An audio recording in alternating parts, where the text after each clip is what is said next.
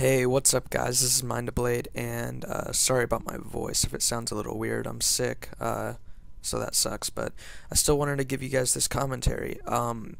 After you do most of the Easter egg, you have to take the plane a couple times, and you have to get all the skulls and get the spoon and all this other stuff. If you don't know how to do it, just look it up. There's thousands of videos on YouTube by now explaining how to do the Easter egg. But the numbers you got to type in right here are 872, then the numbers change 101, then the numbers change 386, then the numbers change, and the last one's 481. And after that, the numbers will just shut off completely to where you can't use them anymore. And after that, you get this audio thing, these audio logs from this prison guard. And so I was going to show you guys just the audio logs, and I put subtitles in too so you could better understand them, because sometimes it's hard to understand the guy when he's talking. So I put subtitles in there too for those of you who haven't done the Easter egg, just to show you guys what it's like. And then also for those of you who are trying to figure out more that's into the Easter egg, people that are like Spider-Bite that want to know more, the videos for you guys too. So you can try to use the audio logs and see what you can figure out from those for yourself. So without further ado, here you guys go. So you want to know the truth? My name is Stanley Ferguson.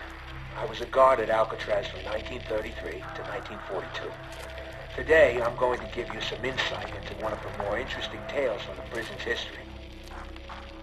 Over the decades, Alcatraz has seen more than its fair share of daring escape attempts. However, few were as audacious as the one undertaken by 4 inmates on New Year's Eve, 1933. Thought to be the brainchild of an inmate by the name of Albert Arlington, the outrageous scheme was as unlikely as its mastermind. It's believed that Arlington, aka the Weasel, somehow convinced 3 other inmates that he had devised a foolproof plan to escape the rock. It was a plan that would see them literally taking to the skies on a makeshift aircraft of Arlington's own design. Just how the Weasel managed to convince these hardened criminals that such a plan was even possible remains a mystery to this day. What is known is that no such plane was ever built. Instead, the group's plans for freedom soon descended into bitter argument and infighting.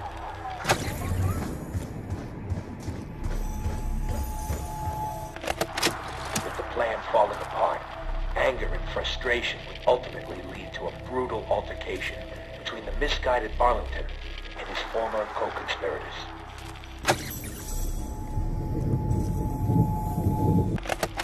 Armed only with makeshift weapons, Finn O'Leary, Sal DeLuca, and Billy Hansen lured the unsuspecting Arlington to the roof, where they intended to exact a bloody and violent revenge.